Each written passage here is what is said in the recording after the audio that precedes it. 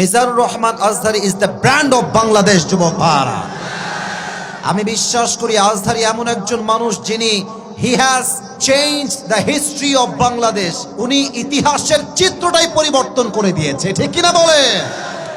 আমরা আগে মনে করতাম যে খেলোয়াড় হলেই শুধু সেলিব্রিটি হওয়া যায়, আমরা ভাবতাম নায়ক হলেই সেলিব্রিটি হওয়া যায়, আমরা ভাবতাম গায়ক হলেই সেলিব্রিটি হওয়া যায়।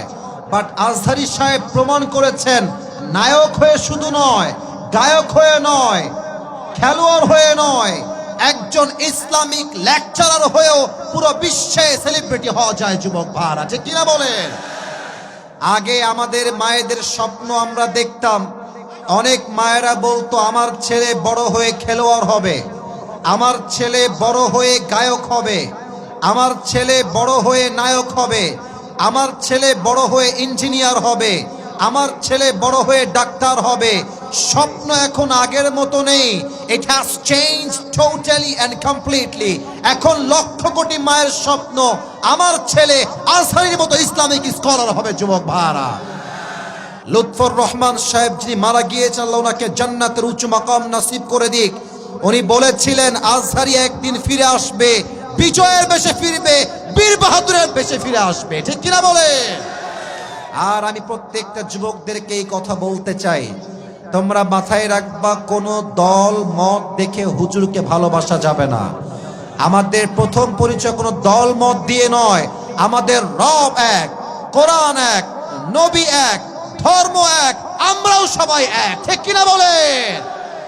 আমাদের পাশের দেশ ভারত বলতে আমি খুব লজ্জা পাচ্ছি আমার রংপুরের ভাইরা, যদিও তারা আমাদের প্রতিবেশী, তবে আমি স্পষ্ট ভাষায় বলছি এই দেশের সবচেয়ে বড় শত্রু দেশের নাম হচ্ছে ভারত। রংপুরের ভাইরা, আজহারি সাহেব বলেছেন আজকের মাহফিলে ভারতদেরকে উদ্দেশ্য করে যে তোমরা নিজের চরকায় তেল দাও, আমাদের দেশ নিয়ে তোমাদেরকে ভাবতে হবে না। আর আমাদের দেশ নিয়ে ভারতরা একটা মিথ্যা নিউজ ছড়াচ্ছে যে আমরা নাকি সাম্প্রদায়িক দাঙ্গা লাগাচ্ছি, আমরা নাকি দেশটাকে অস্থিতিশীল করতে চাচ্ছি।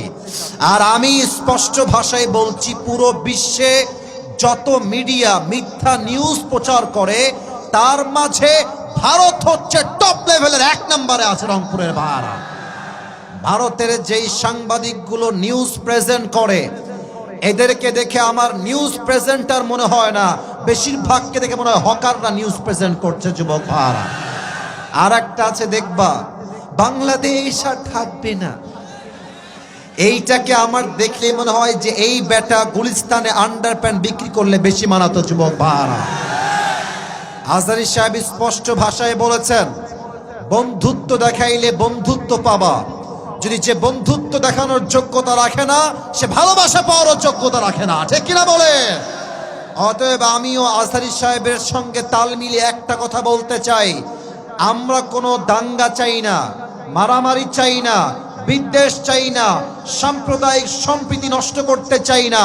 আমাদের কথা একটা, আমাদের সঙ্গে ভালো থাকবা, ভালো আমরা থাকবো, আমাদের সঙ্গে খেলবা, আমরাও তোমাদের সঙ্গে খেলবো। তবে মাথায় রেখো, এই খেলা কোনো সাধারণ খেলা নয়, এটার নাম হচ্ছে গজওয়ায়ে হিন্দ। আল্লাহর হাবিব বলেছেন হিন্দুস্তানের সঙ্গে মুসলমানদের একটা যুদ্ধ হবে, এটার নাম হবে গজওয়ায়ে হিন্দ। এই গজওয়ায়ে হিন্দে যেই যুবকরা, যেই মুসলমানরা মাথায় কাফনের কাপড় বেঁধে জীবন দেওয়ার জন্য, শহীদ হওয়ার জন্য নামবে, তারা সবাই আল্লাহর জান্নাতে প্রবেশ করবে, ঠিক কিনা বলে? অতএব আমি আমার শেষ কথা স্পষ্ট ভাষায় বলতে চাই, আজহারি সাহেব দেশে ফিরে এসেছেন। যারা আজহারি সাহেবকে দেশ থেকে তাড়িয়েছিলেন তারা কিন্তু এই দেশে এখন আর টিকে নাই। আজহারি সাহেব বলেছিলেন কারো মন্তব্য আমার গন্তব্য ঠেকাইতে পারবে না। আর আল্লামা দেলোয়ার হোসেন সাইদি হুজুর বলেছিলেন তোমরা থাকো সব গাছের আগায়, আমরা থাকি গাছের গোড়ায়। বাড়াবাড়ি বেশি কইরো না, জুলুমবাজি কইরো না, আলেমদেরকে ধরে জেলখানায় দিও না। 18 কোটি মানুষ গাছের গোড়া একটা ঝাঁকুনি দিবে, মামুর বাড়ি দিল্লি গিয়ে তোমরা পড়বা, দিল্লি গিয়ে পড়েছে।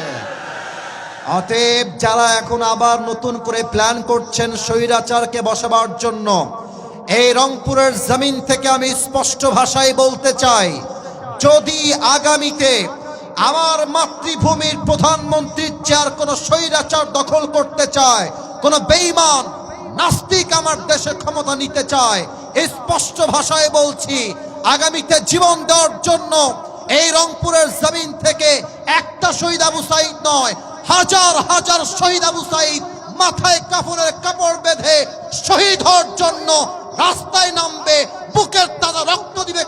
হাত তুলে আল্লাহকে দেখা দাও।